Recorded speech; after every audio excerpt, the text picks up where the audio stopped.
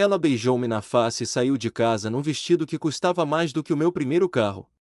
Disse que ia a um evento de beneficência para se encontrar a si mesma. Mas naquela noite, eu encontrei outra coisa, uma fatura de 42 mil euros, assinada por um homem que nunca vi, e transferida para uma mulher que dorme na minha cama. Eu ainda não sabia que não estava apenas a pagar a traição dela. Eu sou o dono do clube onde ela finge ser rainha. Ela beijou-me na face antes de sair, vestida como se fosse para um casting para o papel de mulher de outro homem. Não esperes por mim, disse ela com aquele sorrisinho afiado que ela acha que esconde tudo. Naquela noite, olhei para a fatura pela quarta vez. Bônus executivo, departamento de hospitalidade, 42 mil euros. Assinado por um homem que nunca conheci, transferido para uma mulher que partilha minha cama. Agora, aqui está a parte que ninguém te conta. A traição não é barulhenta. Não vem com fogos de artifício, marcas de batom ou telemóveis secretos. É limpa, arrumada, arquivada na pasta de despesas diversas. Ela passa por ti de saltos altos e chama a si mesma de oportunidade. Eu não desconfiei no início. Não realmente. A Matilde tinha começado recentemente a falar em voltar ao trabalho. Disse que queria sentir-se valiosa novamente. Eu disse que ela podia reformar-se se quisesse, o que aparentemente foi a resposta errada. O tom dela mudou depois disso. Ficou mais frio, defensivo. Numa noite, ela perdeu a paciência. Nem tudo gira à volta das tuas folhas de cálculo, sabes? Certo. Claro. Que tonto que eu sou. O meu único trabalho era pagar tudo em silêncio. Foi o meu contabilista, o Sr. Rodrigues, um homem calmo que está comigo desde que vendi a última empresa, que sinalizou isto. Só queria confirmar se este bônus para a Sra. Matilde era intencional. Perguntou ele, tentando não parecer que me estava a acusar de lavar o meu próprio dinheiro. Não era. E agora eu estava curioso. Rastreei o pagamento até um grupo de hospitalidade que apoiei há anos, durante um pico de fluxo de caixa. Apenas um de muitos investimentos de fachada, destinados a render dividendos trimestrais. A sociedade ligada a este clube estava enterrada sob camadas de papelada. Investimentos Tejo, depois Euro Holding, e depois uma marca comercial chamada Social Clube. Nunca lá tinha ido. Os relatórios estavam limpos até agora, por isso comecei a investigar em silêncio. Ela mencionou o clube uma ou duas vezes, disse que era uma nova oportunidade excitante com forte energia de crescimento. Lembro-me da frase porque era absurda. Quem fala como um diapositivo de uma palestra TED?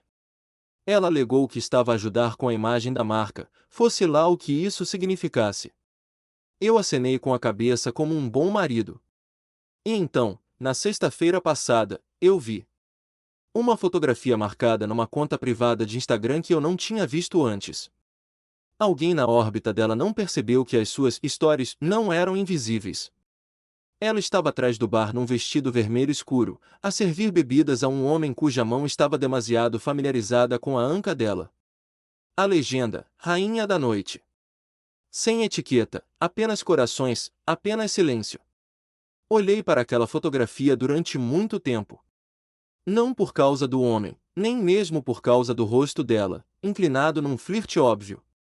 O que me atingiu foi a iluminação. Reconheci aquele ambiente vermelho. Correspondia à maquete da brochura que me mostraram há anos, quando assinei a papelada do investimento inicial. Ela não estava apenas a visitar aquele clube. Ela estava a marcar território num lugar que era meu, e agia como se o tivesse construído sozinha. Deixei o ecrã do telemóvel escurecer. Não disse uma palavra. Em vez disso, liguei ao meu advogado. Puxa tudo sobre o Social Clube, disse eu.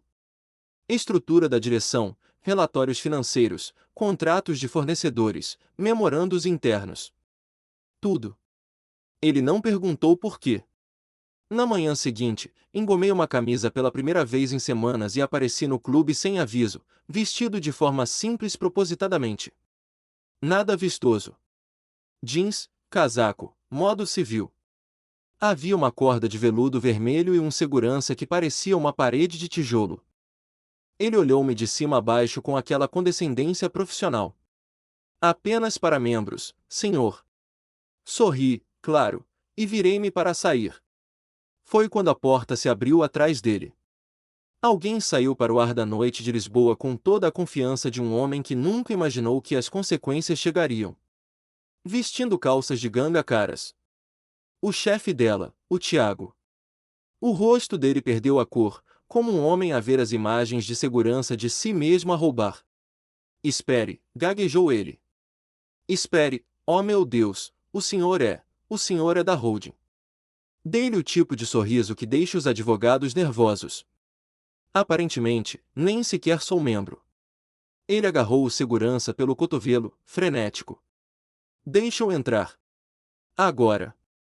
Imediatamente. O segurança abriu a corda com um olhar atordoado, e eu entrei sem mais palavras.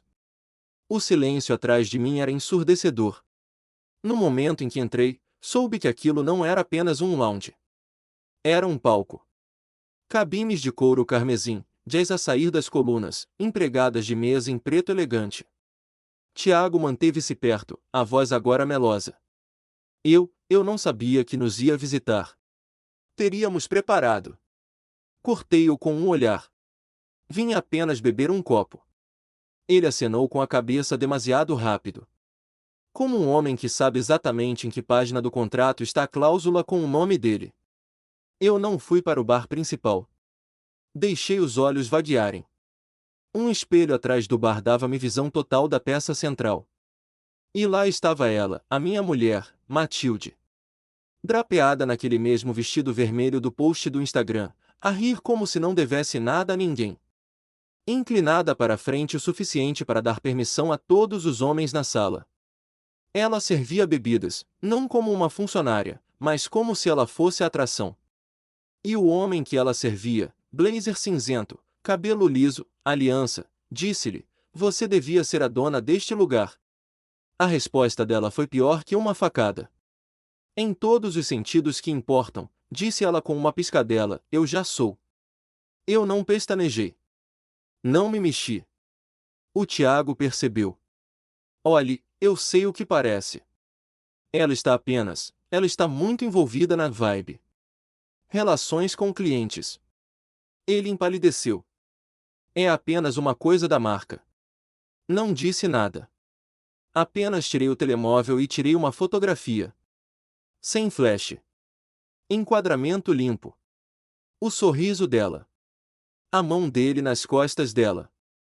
Enviei para o meu advogado com a legenda: "Novo parceiro de negócios." O Tiago deve ter visto meu ecrã porque ficou tenso. Não está chateado, pois não? Devia estar. Ele pestanejou, preso entre o pânico e a idiotice. Não, só quero dizer que alguns maridos podem sentir que o dono de um clube não devia ficar surpreendido por a mulher estar a brincar às hospedeiras num vestido que ele não pagou. Ele não respondeu. Caminhei para uma cabine lateral, sentei-me na sombra, pedi água e observei. Era estranho como o lugar se moldava à volta dela. O pessoal acenava. Os clientes sorriam. Ela comportava-se como realeza, mas nenhum deles sabia que a coroa foi forjada no fogo de outra pessoa. No meu fogo, com o meu dinheiro, enterrado sob 5 empresas de fachada. A música mudou, ficou mais alta. Ela começou a dançar, apenas a balançar, na verdade, mas do tipo que diz: "Olhem para mim." E eles olharam. A certa altura, ela sussurrou ao ouvido de outro homem, e ele riu com demasiada força. Um riso de cumplicidade. Registrei a hora. O Tiago estava encostado à parede, a suar. Finalmente virei-me para ele. Ela está aqui todas as noites? Ele hesitou. Na maioria das noites, sim. Ela é apaixonada. Dei um aceno curto. Claro. Ouça, disse ele cuidadosamente. Podemos falar sobre isto. Talvez ao almoço na próxima semana. Rever a contabilidade. Teria todo o gosto em explicar as despesas. Eu conheço a contabilidade, disse eu. Ele pestanejou. Já viu? Dei um leve sorriso. Que tipo de dono não vê? O Tiago desculpou-se depois disso, a murmurar algo sobre verificar o bar. Mantive os olhos nela. Talvez fosse isso que tudo isto era, um roubo de identidade. Mas ela pensava que era intocável aqui. Este não era o reino dela. Ela era uma intrusa num palácio construído com dinheiro. E agora o verdadeiro senhorio estava sentado nas sombras a ver o espetáculo. Mas o verdadeiro choque veio 5 minutos depois. Uma empregada de mesa aproximou-se da minha mesa, pensando que eu era apenas um cliente rico. A sua mulher é popular esta noite, disse ela, acenando para Matilde. Levantei uma sobrancelha. É assim que chamamos a isto? A empregada riu-se e baixou a voz, confidencial. Ela é incrível. Toda a gente diz que assim que ela comprar a parte daquele velho investidor silencioso, este lugar vai ser o melhor de Lisboa. Eu gelei. Comprar. Sim, continuou a rapariga, sem saber que estava a assinar uma sentença. Ela e o Tiago. Dizem que o investidor é velho e não percebe nada disto. Vão fazer uma oferta no próximo mês. Aí estava. Não era apenas uma traição amorosa. Era um golpe de Estado. Eles estavam a usar o meu dinheiro, os mesmos 42 mil euros de bônus, para acumular capital e comprar o meu próprio clube de mim. Olhei para Matilde. Ela não me estava apenas a trair. Ela achava que eu era estúpido. E esse foi o erro fatal dela. A Matilde chegou a casa pouco depois das 3 da manhã, a cheirar a fumo de cigarros que não fumava e a perfumes caros que eu não lhe tinha oferecido. Fingi estar a dormir quando ela se deslizou para a cama, mas a minha mente estava a trabalhar a uma velocidade vertiginosa, calculando ativos, passivos e o custo emocional daquela farsa. Ela moveu-se com a leveza de quem acredita que a sua vida dupla é um segredo impenetrável, sem saber que eu já tinha visto o guião inteiro daquela peça de teatro barata. Na manhã seguinte, ela agiu como a esposa perfeita, preparando café e falando vagamente sobre reuniões de caridade e projetos de consultoria, enquanto eu apenas assentia e observava as microexpressões de culpa escondidas sob camadas de base e autoconfiança. Não fui para o meu escritório habitual naquele dia. Em vez disso, dirigi-me ao escritório do Gonçalo, o meu consultor jurídico e o único homem em Lisboa que sabia onde cada euro meu estava enterrado. Quando lhe mostrei as fotografias e os relatórios financeiros preliminares, a reação dele foi puramente clínica, sugerindo imediatamente a demissão do Tiago e o bloqueio total das contas da Matilde. Eu recusei. Uma demissão seria demasiado fácil, um corte limpo que lhes permitiria vitimizarem-se e recomeçarem noutro lugar com o dinheiro que já tinham desviado. Eu não queria apenas parar a hemorragia financeira, eu queria expor a infecção. Expliquei ao Gonçalo que eles planeavam usar os fundos desviados para me fazer uma oferta de compra, acreditando que o investidor silencioso era um velho senil e distraído. A ironia era deliciosa e amarga. Eles estavam a roubar o meu dinheiro para comprar a minha propriedade, convencidos da sua própria genialidade empresarial.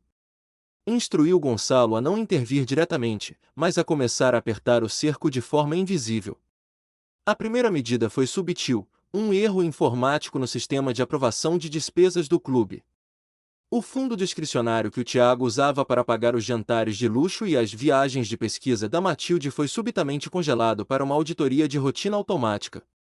Eu queria ver como eles reagiriam quando o dinheiro fácil deixasse de fluir, queria ver o pânico a instalar-se nos seus olhos quando os cartões corporativos fossem recusados num restaurante cheio de gente. Para garantir que eu tinha todas as peças do puzzle, contratei uma agência de investigação privada, não para provar o adultério, pois isso já era um dado adquirido, mas para documentar a conspiração corporativa. Precisava de provas sólidas de que eles estavam a planear um golpe financeiro, gravações de conversas onde discutissem a aquisição hostil e a desvalorização propositada do clube para baixar o preço de venda.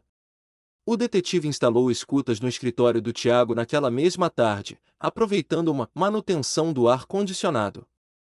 À noite, sentei-me no meu escritório em casa com auscultadores, ouvindo as vozes deles. Era pior do que eu imaginava. Eles não só gozavam com o investidor fantasma, chamando-lhe dinossauro e relíquia, como também ridicularizavam o meu casamento.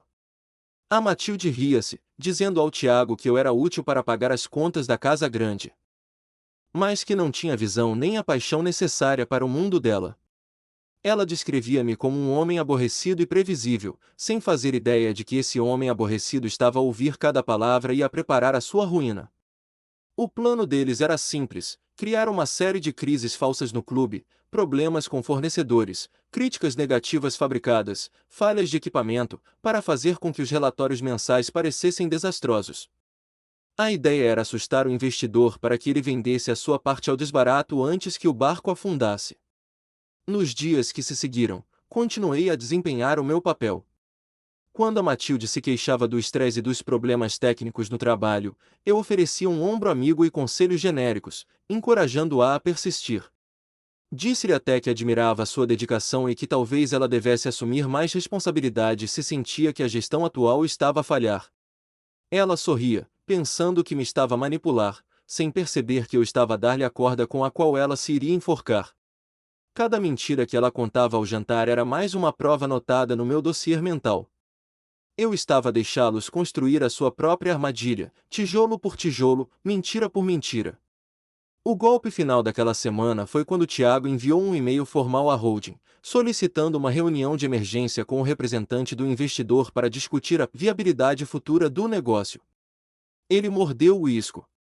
Estavam desesperados e prontos para fazer a jogada. Aceitei a reunião através do Gonçalo, agendando-a para a noite da grande festa de aniversário do clube. Seria o palco perfeito. Eles achavam que iam celebrar a sua vitória e a minha saída, mas não sabiam que eu não estava a planear sair. Eu estava a planear chegar. E quando eu chegasse, não haveria lugar para eles se esconderem, porque a luz da verdade seria mais forte do que qualquer neon vermelho daquela discoteca. A noite do aniversário do Social Clube chegou envolta numa neblina úmida que subia do tejo, mas dentro daquelas paredes revestidas de veludo, o ar ardia com a eletricidade da ambição pura. A Matilde saiu de casa cedo, vestida com um longo vestido dourado que gritava vitória antes mesmo de a batalha ter começado, convencida de que eu ficaria em casa a ver televisão, o marido passivo e desinteressante que ela tinha construído na sua mente. Esperei exatamente 30 minutos após a saída dela antes de me vestir. Desta vez, não houve disfarces, nem jeans, nem o papel de observador casual. Vesti um smoking feito à medida, ajustei os botões de punho e olhei-me ao espelho, vendo não o marido traído, mas o acionista maioritário que estava prestes a limpar a casa. Entrei no clube pela entrada privada das traseiras, onde uma nova equipa de segurança, contratada pessoalmente pelo Gonçalo naquela manhã, já estava posicionada. Eles sabiam quem eu era e, mais importante, sabiam quem deixaria de mandar naquela noite. Subi para o mezanino reservado, uma varanda escura que pairava sobre a pista de dança como o camarote de um imperador, invisível para a multidão embaixo, mas com uma visão perfeita do palco. O clube estava cheio, a elite de Lisboa misturava-se com investidores estrangeiros e influenciadores digitais, todos a beber o champanhe que eu tinha pago e a celebrar o sucesso que a Matilde alegava ser dela. Lá embaixo, ela brilhava. Movia-se entre os convidados com o Tiago ao seu lado, aceitando elogios e brindes, a personificação do sucesso. Via sussurrar aos ouvidos de banqueiros importantes, provavelmente a lançar as bases para o financiamento da oferta de compra que eles planeavam fazer na manhã seguinte. Ela parecia radiante, intocável, a rainha do baile prestes a ser coroada. O momento culminante da noite aproximava-se, a apresentação da nova visão do clube, onde ela planeava anunciar publicamente a sua parceria oficial e a iminente reestruturação da propriedade, forçando a mão do investidor mistério. As luzes diminuíram, mergulhando a sala numa penumbra expectante. Um foco de luz solitário iluminou o palco e a Matilde subiu os degraus, o microfone na mão, o rosto iluminado por um triunfo prematuro. Ela começou o seu discurso, gesticulando com paixão sobre o futuro. Sobre como a visão e a liderança tinham transformado aquele espaço num ícone da noite lisboeta. Atrás dela, o enorme ecrã de LED preparava-se para exibir o vídeo promocional que eles tinham editado, o qual, segundo os relatórios do meu detetive, terminava com os nomes dela e do Tiago como sócios gerentes. Eu dei o sinal ao técnico de som e imagem, que estava na minha folha de pagamentos desde o meio-dia. Quando a Matilde se virou para apontar para o ecrã, esperando ver o seu logótipo redesenhado, a música triunfante foi cortada abruptamente, substituída por um silêncio pesado e confuso. No ecrã gigante, não apareceu nenhum vídeo de branding. Em vez disso, surgiram documentos, faturas, extratos bancários ampliados, e-mails internos entre ela e o Tiago onde gozavam com os clientes e detalhavam o desvio de fundos para contas pessoais. O murmúrio da multidão começou como uma onda baixa e cresceu rapidamente para um rugido de choque e escárnio. A Matilde congelou, o sorriso petrificado transformando-se numa máscara de horror enquanto lia as suas próprias palavras projetadas em alta definição para toda a cidade ver: plano de aquisição hostil e falsificação de despesas operacionais. O Tiago correu para a cabine do DJ, tentando desesperadamente cortar a energia, mas foi barrado por dois seguranças enormes que cruzaram os braços, imóveis como estátuas. A humilhação não foi gritada, foi lida. O ecrã mudou uma última vez, exibindo uma carta formal da holding proprietária, notificação de rescisão imediata por fraude e gestão danosa. A Matilde olhou para a multidão, procurando um aliado, um rosto amigo, mas só encontrou telemóveis levantados a gravar a sua queda. Foi nesse momento que ela olhou para cima, para a escuridão do mezanino. Eu dei um passo em frente, entrando na luz fraca apenas o suficiente para que ela me visse. Não fiz nenhum gesto obsceno, não gritei. Apenas levantei o meu copo num brinde silencioso e bebi. O choque nos olhos dela foi físico, como se tivesse levado um estalo. A compreensão desceu sobre ela com o peso de uma âncora. O investidor invisível, o velho senil que eles planeavam enganar, tinha estado a dormir ao lado dela todas as noites. A segurança entrou no palco, não com violência, mas com uma eficiência fria e profissional. Um dos guardas retirou suavemente o microfone da mão trêmula dela, enquanto o outro indicava a saída lateral. Ela tentou argumentar, tentou manter a dignidade, mas o seu reinado de fantasia tinha acabado. Foi escoltada para fora do seu próprio palco, atravessando a multidão que se afastava dela como se ela fosse contagiosa, deixando para trás apenas o eco do seu fracasso e o homem que ela subestimou ao observá-la de cima. Aqui está a parte 4 da história, narrada na primeira pessoa e sem diálogos. História: O Dono Invisível, parte 4. Regressei à casa muito antes dela, conduzindo pelas ruas vazias de Lisboa com a tranquilidade de quem acaba de fechar um negócio difícil, mas necessário. A casa estava mergulhada num silêncio profundo, mas desta vez não era o silêncio da ignorância, era a calma antes da execução final da sentença. Sentei-me na poltrona da sala de estar, no escuro, apenas com a luz da rua a filtrar-se pelas cortinas, e esperei. Não tive de esperar muito. Ouvi o táxi parar lá fora. O motorista do Uber provavelmente tinha sido pago em dinheiro vivo, já que todos os cartões de crédito dela tinham sido cancelados exatamente às 23 horas. A chave rodou na fechadura com uma violência desajeitada, seguida pelo som da porta bater contra a parede. Quando ela entrou na sala, a imagem da rainha da noite tinha se dissolvido completamente. O vestido dourado, antes um símbolo de triunfo, parecia agora uma fantasia barata e amarrotada. A maquilhagem estava esborratada, rastros negros de rímel marcavam-lhe as faces, e ela tremia, não de frio, mas de uma mistura volátil de fúria e terror absoluto. Ela não me viu de imediato, e eu aproveitei esses segundos para observar a mulher que eu pensava conhecer, despida de todas as suas pretensões de grandeza. Quando finalmente acendi o candeeiro lateral, ela deu um salto, levando a mão ao peito como se tivesse visto um fantasma. E talvez tivesse. O marido passivo que ela desprezava tinha morrido naquela noite. Ela começou a gritar imediatamente, uma torrente de acusações incoerentes sobre como eu a tinha humilhado publicamente, como eu tinha sido cruel e vingativo. Tentou virar o jogo, alegando que tudo o que tinha feito era para o nosso bem, que a parceria com o Tiago era apenas uma estratégia de negócios mal interpretada e que eu, na minha mesquinhez, tinha destruído a reputação dela por ciúmes infundados. Era fascinante ver como a mente dela tentava reescrever a realidade em tempo real, agarrando-se a qualquer mentira que pudesse servir de boia de salvação. Ela jurou que não havia traição física, apenas uma amizade intensa profissional, ignorando convenientemente as fotografias que eu tinha no meu bolso. Não disse uma palavra. Apenas peguei no tablet que estava na mesa ao meu lado e reproduzi a gravação de áudio do escritório do Tiago, aquela em que ela me chamava dinossauro e planeava roubar o meu patrimônio.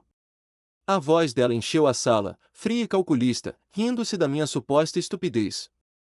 O efeito foi imediato. A coragem dela evaporou-se, substituída por um silêncio horrorizado. Ela caiu de joelhos junto à poltrona, as mãos a tentarem agarrar as minhas, implorando, mudando subitamente de tática. Agora já não era a vítima ultrajada, mas a esposa arrependida que tinha sido manipulada por um homem malvado. Culpou o Tiago por tudo, disse que ele a tinha coagido, que ela estava com medo. Afastei-me do toque dela com a indiferença de quem sacode poeira do casaco. Levantei-me e deixei cair sobre a mesa um envelope grosso timbrado pelo escritório do Gonçalo. Lá dentro não estava apenas o pedido de divórcio litigioso, mas também a notificação oficial de uma auditoria forense. Expliquei-lhe, sem nunca levantar a voz, que a fraude corporativa não era um assunto doméstico que se resolvia com desculpas e lágrimas. O dinheiro que ela tinha desviado não era apenas o meu dinheiro, eram fundos de uma sociedade anônima, e o conselho de administração exigia restituição total. Se ela não pudesse pagar, e eu sabia que não podia, enfrentaria processos criminais que poderiam resultar em pena de prisão efetiva. O peso da realidade esmagou-a. Ela olhou em volta da sala, para os móveis, para a arte nas paredes, percebendo finalmente que nada daquilo lhe pertencia.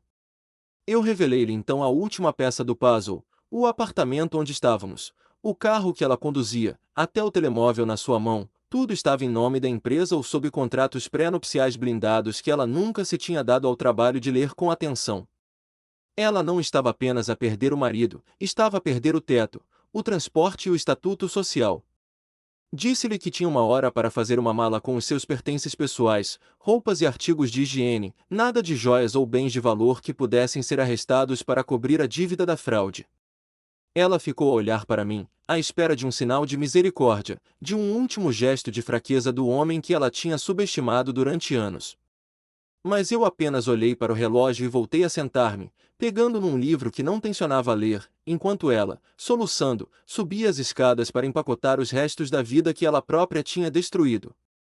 O som dos saltos dela no piso superior já não soava a autoridade, soava a despedida. Passaram-se 6 meses desde que a ilusão da Matilde se desfez sob as luzes do palco. O Social Clube renasceu, não apenas com uma nova gestão, mas com uma nova alma. Sem o peso das despesas fraudulentas e da toxicidade que ela e o Tiago tinham injetado nas veias do negócio, o clube tornou-se naquilo que sempre deveria ter sido, um lugar de lucro legítimo e elegância real. O Tiago ainda está preso num labirinto de processos judiciais, a tentar explicar a um juiz impaciente como é que férias nas Maldivas se enquadravam em formação de equipa. A carreira dele em Lisboa acabou. Nesta cidade, a reputação é a única moeda que não se pode imprimir, e a dele está na bancarrota.